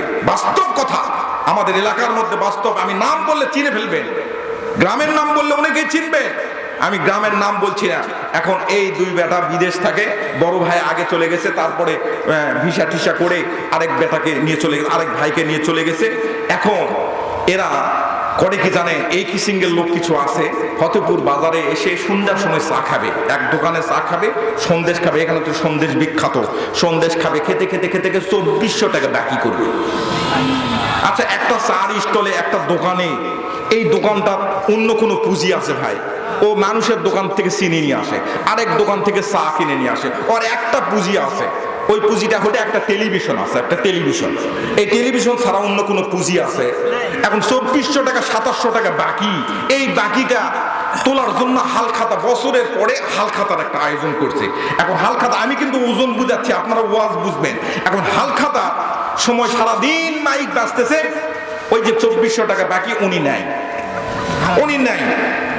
সন্ধ্যার সময় আস্তে আস্তে করে সাইকেলটা নিয়ে ক্রিং করে ওনার বাড়িতে গেছে, গিয়ে সালামটা দিয়ে ভিতরে ঢুকে, ভাই কুদ্দুস ভাই, আমার তো আজকে হালখাতা ছিল ভাই, আপনি আজকে যান নাই, সবাই গেছে, আপনি যান নাই, আপনার তো অনেক টাকা বাকি আছে। ও ওখান থেকে লাফ দিয়ে উঠে ঘর থেকে বের হয়ে আসে, বলতেছে, তোর তো হালখাতা নিয়ে তুই পড়ে আছিস, তোর তো হালখাতা, তোর চিন্তা, আমার চিন্তা তুই করিস। আমার বিয়ান যায় আসে, আমার বিয়ান এক সদর হাসপাতালে নিয়ে গেছি, ওটা তো চিন্তা তোর নাই। ওর আবার উল্টা ছাড়ি। কথা বলেন ঠিক কিনা? এক পর্যায়ে ও যদি দোকানদার বলে, ভাই আপনার বিয়ানের অসুখ, আমার কি করার আছে, আপনি একটু হালখাতার টাকাটা দিলেই আমার অন্তত এই সামনে মেয়ের বিয়ে, আমি মেয়ের বিয়ের জন্য হালখাতার একটা আয়োজন করছি, আমার অনেক টাকা পয়সার দরকার, আপনি দিলে আমার অনেক উপকৃত হতো ভাই, একটু অনুরোধ বিনোদ করে বিভিন্ন ভাবে বলছে। পাশের রুম থেকে আরেক ভাই বের হয়ে আসে, বলতেছে, কে রে আমার ভাইয়ের সঙ্গে এভাবে কথা বলে, এই কে? আমরা 5 ভাই, কথা একটু মুখ সামলে কথা বলবি। পাশ থেকে একজন বলতে, তোরা তো 4 ভাই, তো 5 ভাই বলতেছিস কে? আব্বা সহ আমরা 5 ভাই, কথা একটু মুখ সামলে বলবি। এরকম আছে না না? ওজন কম দিলেন আপনি দোকানে আপনি বাকি খাবেন, বাকি খাওয়া সুন্নাহ, অসুবিধা নেই, বাকি আপনি নিতে পারেন, কিন্তু সময় মতো দেওয়া সর্বশ্রেষ্ঠ সুন্নাহ। সুবহানাল্লাহ বলেন। যে আপনাকে বাকি দিল, সে একটা সুন্নাত পালন করলো। আল্লাহ রাসূল সাল্লাল্লাহু আলাইহি সাল্লাম ব্যবসা করেছেন, আল্লাহ রাসূল সাল্লাল্লাহু আলাইহি সাল্লাম বাকি দিয়েছেন, বাকি নিয়েছেন, কিন্তু আপনি আল্লাহ রাসূল সাল্লাল্লাহু আলাইহি সাল্লামের ওই তরিকা ওভারটেকিং করলেন, আপনি বাকি না দিয়ে কবরে চলে গেলেন। জানাজার মধ্যে আপনার ওয়ারিশ, আপনার সন্তান বলল, আমার বাবার থেকে যদি কেউ টাকা পান, কেউ পয়সা পান, কিছু আপনি পেয়ে থাকেন, আল্লাহর রাস্তায় কোন টাকা হলে আপনারা মাফ করে দিবেন। সম্মানিত হাজিরিন, জিনাজারা আপনি ওজন কম দিয়ে আপনি কবরে চলে গেছে। তাকবীর দেন, লিল্লাহি তাকবীর, লিল্লাহি তাকবীর। 3 মিনিটের মধ্যে কষ্ট হবে ভাই, কষ্ট হবে আপনাদের। 2-3 মিনিটের বাস্তব একটা কথা আপনাদের খেদমতে বলতে চাই। আল্লাহ বান্দা 4 বেটা, মনে আছে আপনাদের? 4 বেটা অহংকারে, প্রচন্ড অহংকার, বাজারে যখন যায় অহংকারী অন্যরকম। আপনারা স্পষ্ট ভাষায় আপনাদেরকে জানাই দেই, সন্তান নিয়ে যদি কেউ অহংকার করে, সন্তান নিয়ে অহংকার করা, এটা হচ্ছে কুকুরের স্বভাব। কথা বুঝতে পারছেন? কুকুরের স্বভাব। কুকুর দেখবেন 6-7টা সন্তান নিয়ে যখন যাবে, ওর পিছনে যখন যাবে, সন্তানরা যাবে, ওই কুকুরের মোশানি আলাদা, এইরকম মোশান। কথা বলেন ঠিক কিনা? ওর মোশানি আলাদা, ও এরকম করে যাবে। আসার সময় আরেক কুকুর বলতেছে যে তোমার যে যাওয়ার সময় 6-7টা সন্তান পিছনে গেল, তখন তো খুব মোশান, এখন মোশান নাই, ব্যাপারটা কি? তোমার মোশানটা গেল কোথায়? তখন ওই বলতেছে ভাই 6 জন আমার পিছনে গেল, সামনে গিয়ে ওই পাড়ার 2টা কয়েকজন ছেলে পেলে ছিল, তারা ক্যারাম বোর্ড খেলতেছিল, ওরা পিটাতে 2টাকে মারে ফেলাইছে। আর 2টা পানি খাওয়ার জন্য পুকুরে নামছিল, ওখানে নেমেই পুকুরের ফ্যানের মধ্যে পড়ছে, ওখান থেকে উঠতে পারে। আর 2টা আসার সময় রাস্তার মধ্যে অ্যাক্সিডেন্ট করে মারা গেছে। অহংকার আছে? সন্তান নিয়ে অহংকার করবেন না। সন্তান নিয়ে যদি অহংকার করেন, বুঝবেন আপনি ওজনে আরেকজনকে ঠকাচ্ছেন। সম্মানিত হাজিরিন, এই আল্লাহর বান্দা বিদেশে থাকে, ওর প্রতিবেশী ওনার ভাই, ওই ভাই হচ্ছে 3টা মেয়ে। আমার এলাকার মধ্যে 3টা মেয়ে জমি মাপার জন্য আমিন নিয়ে এসে ঠিক মতো মাপামাপি করছে, একবারে সীমানা যেটা সেটা, মানে সীমানা বরাবর খুঁটি দিছে, কোনো অসুবিধা নেই। আমি আপনাদেরকে আমার এলাকার মানুষ আঞ্চলিক ভাষায় একটু বলতেছি আমার ঘটনা। এখন খুঁটি দেওয়ার পর 3-4 দিন পর মিস্ত্রি নিয়ে আসার পর প্রাচীর দিবে। যেখানে খুঁটি দেওয়া আছে সেখানে, ওখান থেকে প্রাচীরটা না উঠায় 2 হাত ভিতরে ঢুকাইছে।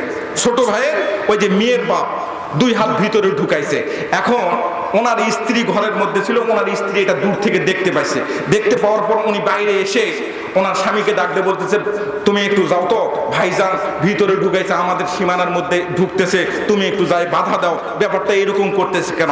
উনি এসেই যখন বলছে যে ভাই আপনি সেদিন আমিন নিয়ে আসলেন, মা বাপি করলেন, কি সুন্দর এখানে খুঁটি দেওয়া হলো, আজকে হঠাৎ করে 2 ফিট ভিতরে ঢুকাইছেন, ব্যাপারটা কি? ও বলতেছে এই আমি ভিতরে ঢুকাবো না তো তুই ভিতরে ঢুকাবি? আমার 4টা সন্তান এক পর্যায়ে মারামারি হয়, তাকে ঘুষি মেরে ওখানে ফেলাই দিয়েছে।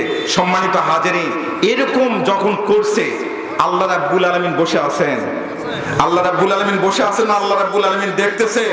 উনি ঘুষি খাইছে একটা, কিন্তু আল্লাহ সুবহানাহু ওয়া তাআলার দরবারে যখন কেঁদে চোখের পানিটা ছেড়ে দিয়েছে, আল্লাহ রাব্বুল আলামিনের 7 আসমান পেরিয়ে আল্লাহর আরশে আজিমের মধ্যে তার চোখের পানিটা ধাক্কা লাগছে।